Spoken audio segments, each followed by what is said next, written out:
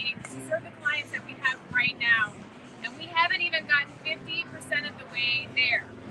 So I need our community to do a couple of things. One is remember that Giving Tuesday is on November 30th, and that on December 2nd we have our finale at Camden Yards. There's still time to be involved, there's still time to give, so please continue to put in your donations as we wrap up our 7 weeks of giving. We are here tonight at Max's Tap House in Fells Point. Hear the wonderful musical locust across the street. And how fitting it is to highlight our 7 weeks, not with an ending, but with a beginning. Each week we focus on an area that Turnaround provides services. And awesome. I kind of want to dance to saying this, but don't get me wrong, we have provided services to our immigrant community for many years. However, we are expanding more meaningfully into this space, and so this is really not the last week, but a beginning of a journey to expand our reach to ensure that all of our immigrant community members have access to turnaround services. This journey, for me, started in an immigration law clinic at the University of Baltimore, where I was the first student attorney, where I helped a man from Ethiopia seek asylum for himself and his daughters. That experience, both good and bad, helped define my career. And as a wife of an immigrant, this was not my first experience in the U.S. immigration system. My husband came to the United States alone at 17 to study English, and this experience, the experiences we had as an immigrant, both good and bad, has defined our experience as a family. The immigrant community in Baltimore is underrepresented in our mission service field. There are not enough service providers, not enough outreach, and not enough accessibility. In a turnaround, we want to make all of those things a thing of the past. We are committed that no survivor should ever have to suffer in silence and to be heard in the language that they feel comfortable sharing their experiences in. So often our immigrant community members feel invisible. They are in our kitchens, in our farms, in our factories, and their voices are lost and their experience is redefined by our own narrative. However, today we start to break down those barriers and ensure that the tapestry of their journey is seen. We are partnering with the Lutheran Immigration Services and Refugee Services and Board of Child Care to provide services to unaccompanied minors who have experienced trauma, and the law offices of Catherine Canto, a dear personal friend who sponsored this week and is now walking across the street. Who sponsored this week of our 7 weeks of giving to help support outreach and services to our immigrant community here in Baltimore. I am so thankful for our partners at BNI Fells Point Chapter, who continue to uplift and provide connections for local businesses here in Baltimore, and for Max's Tap House for hosting us. Through these partnerships, we can start to elevate the voices of those who need to be heard, so we can bring healing, safety, and community to those who need it most. I am now so thrilled to introduce City Council President Nick Mosby. City Council President Mosby and I met in Annapolis. He supported some wonderful bills that we had related to human trafficking, and I am so proud to be standing next to him today. Take it away. Thank you. Thank you guys. Here, but not over the bench. Let's give it up for the youth leadership. You can look here. Board members of Turnaround, as well as the staff. You guys on a daily basis are doing the work, are connecting with individuals, are pouring your blood, sweat, and tears to the most vulnerable folks that we have. Be it sexual assault survivors, or domestic survivors, or folks that are vulnerable victims of human trafficking. That's what you have committed your work to do on a daily basis. And the city of Baltimore is absolutely appreciative of all that you do. We know that these individuals need help, need support, need to be connected to positive services, the wraparound services that you guys provide and are connected to. So again, from the bottom of my heart and from the City Council, we're here to say thank you, and we're truly, truly appreciative of that. The City Council stands as a committed partner. In May, we got a bill signed into law to ensure that all city-owned property, as well as city-occupied property, had the information associated with the human trafficking hotline on it. And we will go down in Annapolis next session to ensure that we pass 988, another hotline for victims dealing with crisis, dealing with trauma, to call in. Again, these are the individuals that you guys pour your blood, sweat, and tears into on a daily basis. So we thank you. Our leader on the council is another board member and a proud board member of this organization, and Councilman Chris Burnett. I didn't see him, he crept in. Chris, if you could come in. But what I will tell you is Councilman Burnett thinks about your issues on a daily basis. And I would argue to say that Councilman Burnett, out of all legislators throughout the state of Maryland, is a leader on issues that are core and key to turn around. So thank you for your advocacy. Thank you for your work. But more importantly, thank you for your blood, sweat, and tears and the passion that you pour into the most vulnerable individuals that we have here in the city of Baltimore. Councilman Burnett? Thank you, President, for supporting the work. It makes it a lot easier when you have the president, the leader of the council, saying that this is an issue that we're going to move through, we're going to move it quick, because we're trying to protect the most vulnerable. So I thank you for your support the whole way through, to my colleagues on the council as well, but more importantly, the advocates, you all who are doing the work every single day, are what keep me wanting to go, wanting to fight, frankly trying to keep up. When we started the Baltimore City Human Trafficking Collaborative 3 or 4 years ago, wasn't sure how things were going to go, but I knew we had a cadre of advocates who were passionate about this issue all across the city of Baltimore, all across the state of Maryland, that were looking for more resources, looking for leadership in the council, and were ready to join us in that fight. So we have over 50 members now of that group, one of the largest collaboratives fighting this important issue every single day in unison. And so it really takes that all hands on deck approach to end human trafficking in Baltimore, in the state of Maryland, and across the country, and we're very much committed to that work. So thank you, Turnaround, for being an amazing partner on this, and everybody that's here to give, to support an amazing organization. I'm here for the fight, here to fight alongside you. We're going to get it done. And last but not least, the council is begging, pleading, folks. As you know, we're trying to raise the goal that between now, sooner rather than later, and November the 30th, right? On Giving Tuesday, that folks understand and know the importance of this organization and the work that they do, and you dig deep down in your pockets to ensure that they help make their goal. So this is the 7th out of 7, but there will be a finale for the 8th. So let's make sure we help Executive Director Rodriguez, the staff, the supporters, the board meet their goal so they can continue to pour into Baltimore City residents.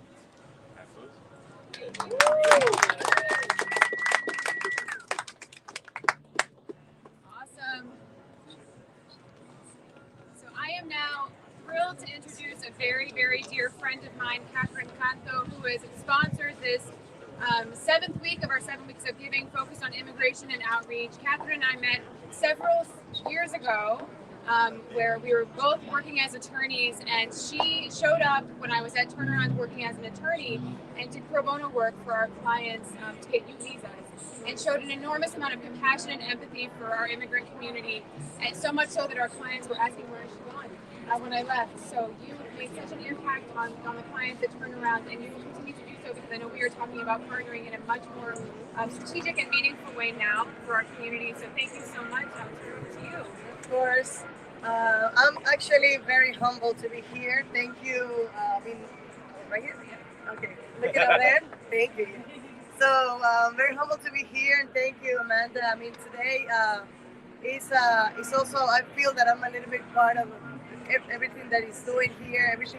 Everybody's doing such a great job, and we just want to just be part of it by also not sponsoring only everything that is being done, but also putting our little grain of sand into the advocacy. So as she said, we own a law office specialized in immigration, and the immigrants also are part of the more vulnerable area here and population. And also, if you add that to the victims, I see, like, in our day-to-day, we see all type of clients and all of them suffering through this issue, and also from our part as advocates for immigrants, we also are very proud to have someone like Turnaround to be able to refer, so they are going to be not only be helped in their legal matters, but also they're going to be helped with their mental issues and everything that they need and everything. So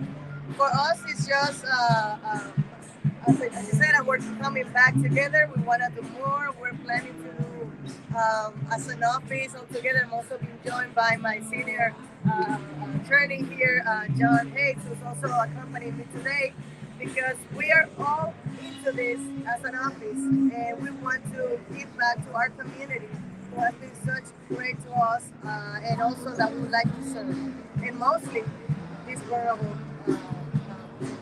So basically that's it. I'm glad that you guys are doing such a wonderful thing for this community. I know the Hispanic community that I represent as well is one of the most vulnerable as well. And basically, I want to thank you for them, for the work that you do. Thank you.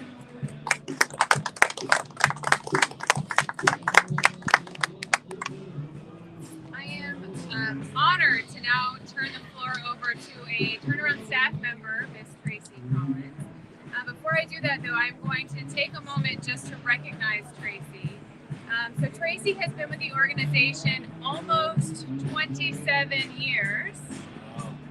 Tracy is an incredible force, and there's a couple of things that I want to highlight about Tracy. So when I came back to the organization, we decided to streamline our intake process. And when you think about that, it means that the first person, who is the first person that you want survivors to come into contact with when they've gone through a trauma? And that person is so easy when we thought about who it would be, and that is our senior intake coordinator, Ms. Tracy Collins. Tracy shows empathy and compassion every time she speaks to a survivor. She gives them time and space to talk through. And every survivor that speaks to her knows that they are believed and they are heard. That comes through not just with our clients, but also with our staff. So this year we did a retreat when we came back together as a team for the first time in person. And we had these cards, and on each one of these cards, it had one of our beliefs, one of our values as an organization. And one of them was, we believe all survivors, among other things related to teamwork and being collaborative and opening doors for people. And if each staff person got a card, they could hand these cards out to every staff person in the organization who they thought emulated, represented that specific core value of the organization. I felt very proud of myself because I got 3 cards. Everybody got at least 1. Tracy had a line outside of her office because she touched so many staff people. That truly, to me, shows that Tracy is the embodiment of what turnaround is. Because for turnaround, we are talking about empowerment and empathy and community, and that is who Tracy is at her core. And so I am so proud to say that Tracy Collins is a part of this organization, that she's in leadership in this organization, and I am very proud to turn the floor over to her.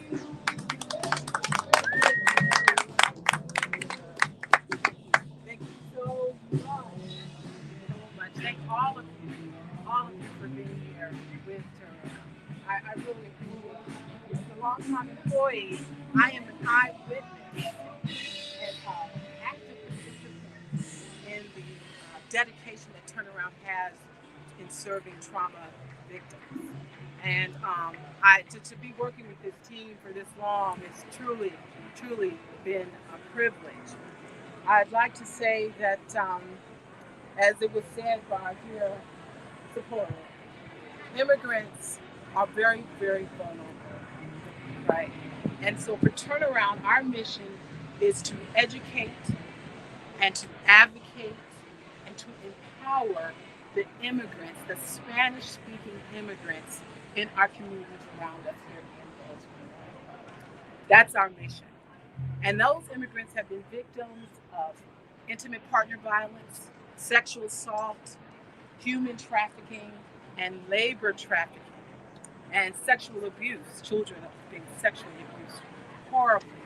But I have to say this, that for many years, we only had one employer, one staff person that could provide the Spanish-speaking trauma-informed therapies to the Spanish community. And that was our clinical director. She was overseeing the clinical staff and taking on clients and providing case management. And she'd always say, it's not enough. It's not enough. She just all of that work, that amount of work just speaks to her level of commitment to supporting immigrants and making sure that they can go forward and live very happy and healthy lives in their transition here. But you know, she said it was enough, but her wish came true about 2 years ago when Amanda returned to provide the leadership for our agency. And they put their heads together and they were able to quickly hire us 2 therapists, 2 different employees that spoke Spanish, that could provide these very high-level services to these trauma victims. Oh, we thought we just hit gold for sure, but it still wasn't enough. Now, as the services, we expand our services and the population, our Spanish community continues to grow, we are needing more assistance in providing this counseling for them. You know, we primarily get calls from Spanish-speaking clients because of our proximity to borders and everything. But we also serve victims from all around the world. We really do. They speak so many. Our clinical department, headed by Roxanne, we started what they call an independent practitioner program, so that they can try to serve clients who speak Spanish. Trying so much to expand our services to make sure their needs are met. But that language line has also just been invaluable because we can speak to people from China and South Korea and the continent of Africa and things like that.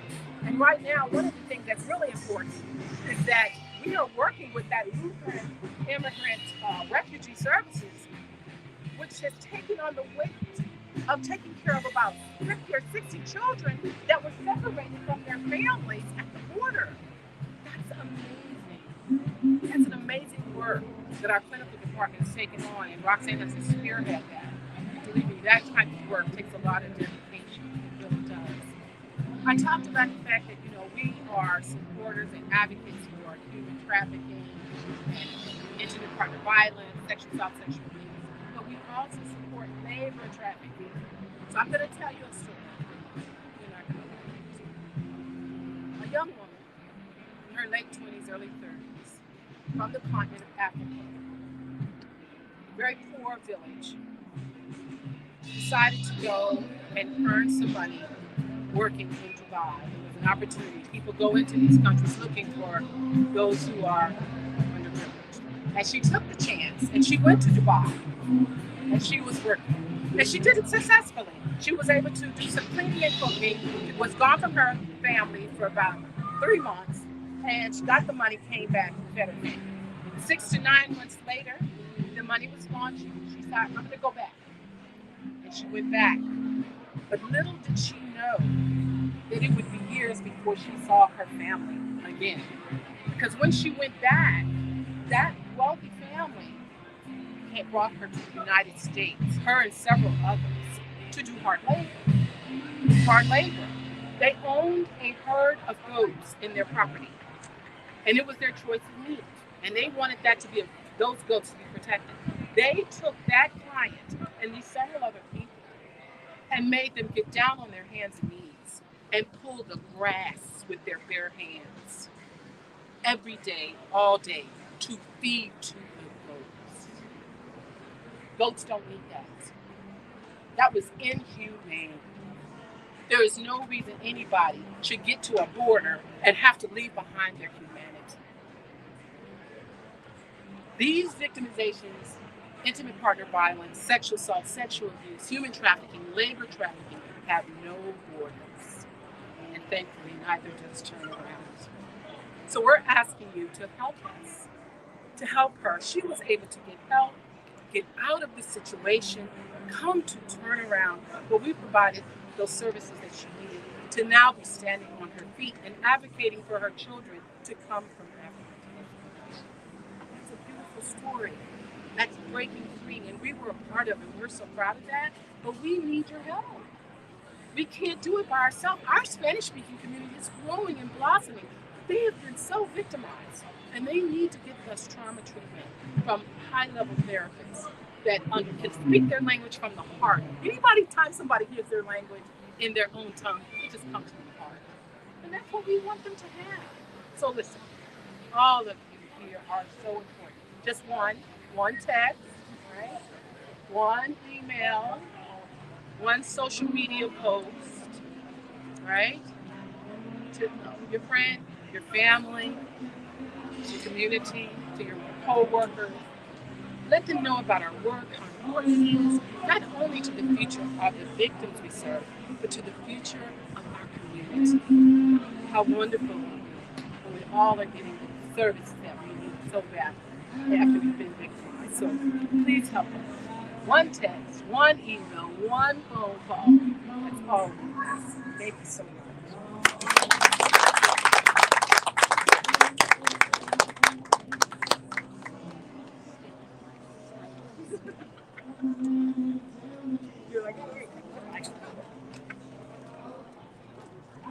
Right. Hi, everybody. I'm Jean Henningsen. I'm the Director of Strategic Initiatives with Turnaround.